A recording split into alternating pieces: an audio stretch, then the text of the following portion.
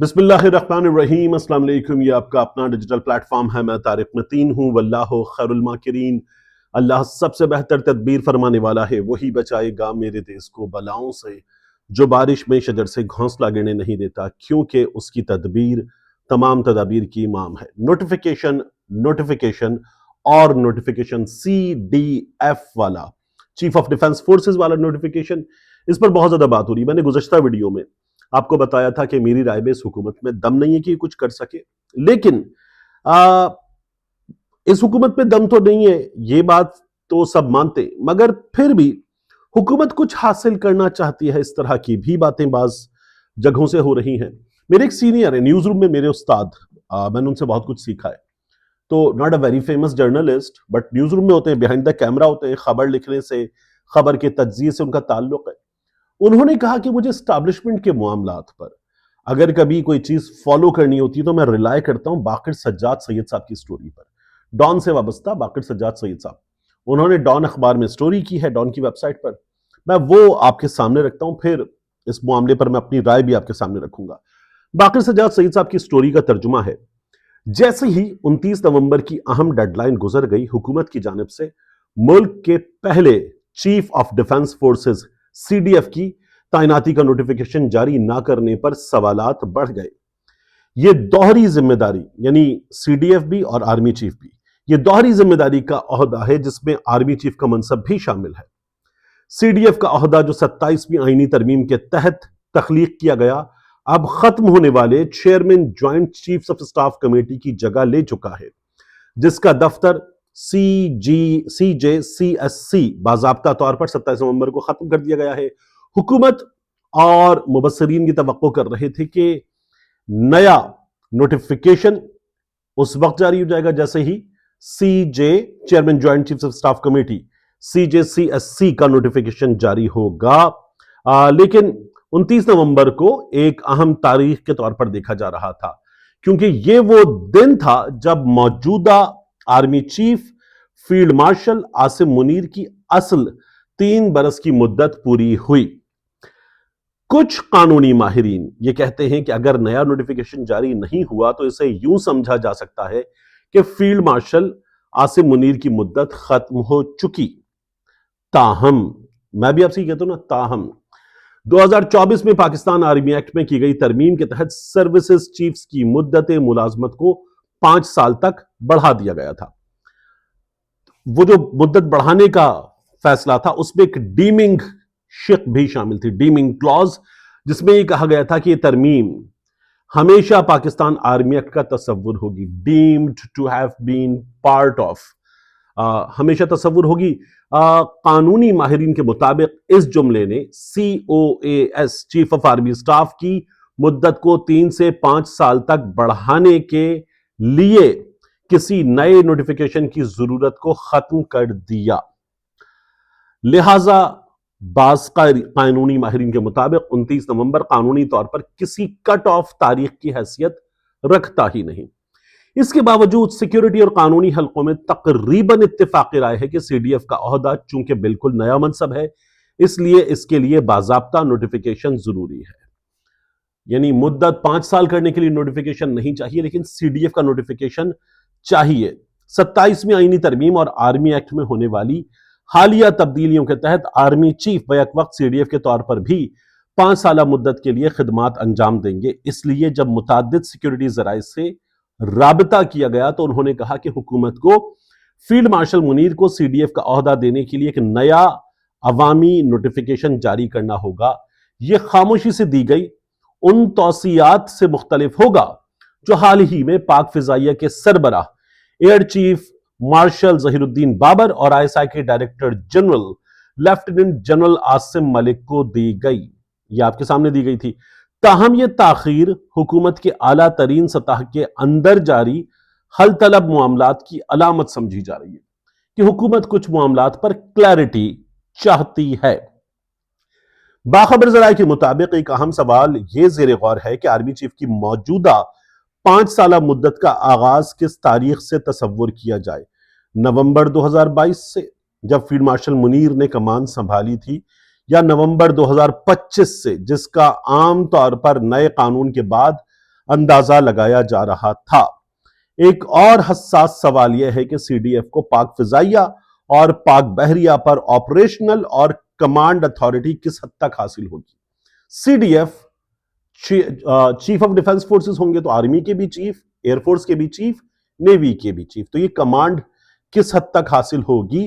حکومت نے اس مہینے کے آغاز میں 27ویں ترمیم کو تیزی سے پارلیمان سے منظور کرایا، لیکن نوٹیفیکیشن میں رکاوٹ نے، جملہ بڑا اچھا ہے کہ وہ تو بہت تیزی کے ساتھ ہو گئی، نوٹیفیکیشن اتنی تیزی کے ساتھ کیوں نہیں ہو رہا۔ نوٹیفیکیشن میں رکاوٹ نے اعلیٰ عسکری قیادت کو شرمندگی میں مبتلا کر دیا ہے اور دفاعی ڈھانچے کی نئی تشکیل کے عمل کو پیچیدہ بنا دیا ہے، جو فوجی منصوبہ سازوں کے مطابق بغیر کسی رکاوٹ کے ہونا چاہیے تھا۔ ایک اور زیر التوا فیصلہ نیشنل اسٹریٹجک کمانڈ کے سربراہ کی تعیناتی سے متعلق ہے، جو ایک نیا 4 ستارہ عہدہ ہے۔ یہ عہدہ وہ اختیارات سنبھالے گا جو پہلے chairman joint chief of staff committee کے پاس تھے، جن میں اسٹریٹجک کمانڈ اور جوہری معاملات کی نگرانی شامل تھی۔ حکام کا خیال ہے کہ یہ تعیناتی صرف سی ڈی ایف کا نوٹیفیکیشن جاری ہونے کے بعد ہی ہوگی۔ ادھر national command authority N C A کا ایکٹ، اس میں بھی ترمیم کی ضرورت ہے تاکہ chairman joint chief of staff committee کے عہدے کے خاتمے اور سی ڈی ایف اور نیشنل اسٹریٹجک کمانڈ کے کمانڈر کے نئے آرٹیکل 243 کے تحت آنے والے عہدوں کی درست عکاسی کی جا سکے۔ تو کچھ قانونی معاملات ہیں نوک پلک سنوارنے کے۔ یہ تبدیلیاں خاصی پیچیدہ سمجھی جا رہی ہیں، خصوصاً اس حوالے سے یہ کہ نئے عہدے پاک فضائیہ اور پاک بحریہ کے سربراہان کے مقابلے میں کس درجے پر ہوں گے، اور کیا فضائیہ اور بحریہ کے سربراہان این سی اے میں نمائندگی برقرار رکھیں گے یا نہیں رکھیں گے، یا یہ اختیارات نئے متحدہ این سی ایس کمانڈر کے تحت آ جائیں گے۔ این ایف سی کے موجودہ طریقہ کار پر پیپلز پارٹی کے ساتھ، اچھا یہ دیکھیے میں آپ کو بتاؤں، اب آپ باقر سجاد سعید صاحب کی سٹوری دیکھیں اور بعض تجزیہ کاروں کی رائے جانیں تو وہ یہ بتاتے ہیں، جب ان سے سٹوری کے سلسلے میں رابطہ کیا ہے نا کہ آپ کی رائے کیا ہے، تو وہ یہ بتاتے ہیں کہ دیکھیں کچھ ہے جو نون لیگ یا ایک اہم شخصیت، غیر عسکری اہم شخصیت حاصل کرنا چاہتی ہے۔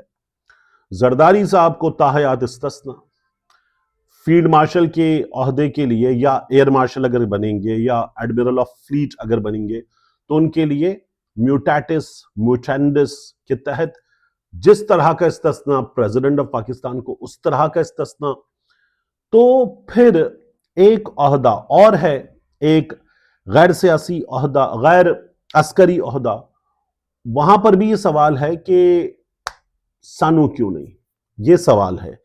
اب یہ سوال بھی ایک عدد پرابلم بنا ہوا ہے، یہ بعض تجزیہ کاروں کی رائے ہے، میں اس رائے سے اتفاق نہیں کرتا لیکن اسے آپ کے سامنے رکھنا ضروری ہے۔ تو کچھ نکالنے کی کوشش کی جا رہی ہے، کیا اس طرف جس طرف تمام طاقت ہے، جیسے ہمارے ایک تجزیہ کار ہیں یا ہمارے ایک ترجمان ہیں، وہ کہتے ہیں کہ اس طرف جہاں تمام طاقت ہے تو کیا وہاں سے کچھ نکالنے کی کوشش کی جا رہی ہے؟ بڑا مشکل ہے اس سیٹ اپ کے لیے، نون لیگ کے لیے، ان تمام لوگوں کے لیے وہاں سے کچھ نکالنا، لیکن پھر بھی کہا جا رہا ہے کہ ایسا کچھ نکالا جا سکتا ہے۔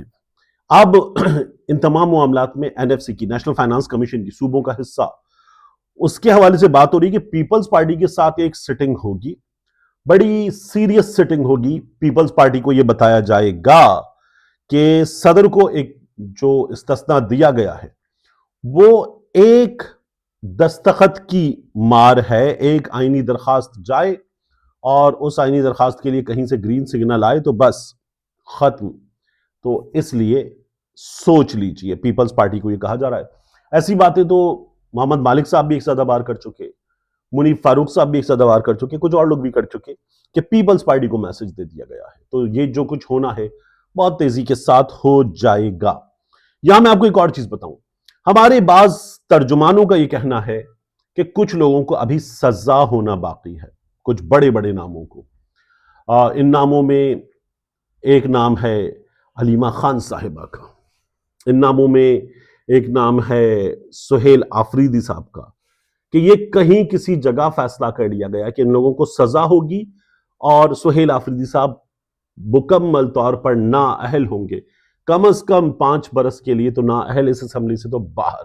سہیل آفریدی صاحب کے بارے میں کہیں کسی جگہ یہ فیصلہ کیا گیا ہے کہ انہوں نے کچھ ایسا کر دیا ہے کہ اب ان کے لیے تو نو معافی، یہ کہیں کسی جگہ۔ میں سہیل آفریدی صاحب کے اسٹانس پہ ابھی بات نہیں کر رہا، آفریدی صاحب تو پھر پریس کانفرنس کر کے وہ جو ہے نا عمران خان بس یہ دوبارہ کریں گے، تو وہاں سے بات ہو رہی ہے۔ علیمہ خان صاحبہ، یہ جو ایمان مزاری کا معاملہ چل رہا ہے اس پر بھی کچھ لوگ کہتے ہیں کہ نہیں، ایمان مزاری کو بھی سزا ہوگی، ہادی علی چٹھا کو بھی سزا ہوگی، اور ایسی سزا ہوگی کہ ان لوگوں کو لگ پتہ جائے گا۔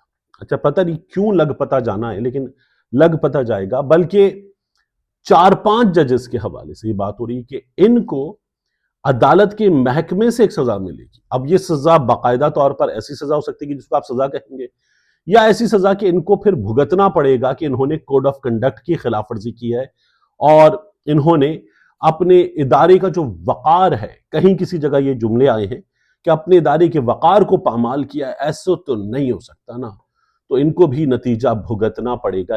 یہ ہمارے ہاں گفتگو ہو رہی ہے۔ ملتے ہیں انشاءاللہ آپ سے اگلی ویڈیو میں۔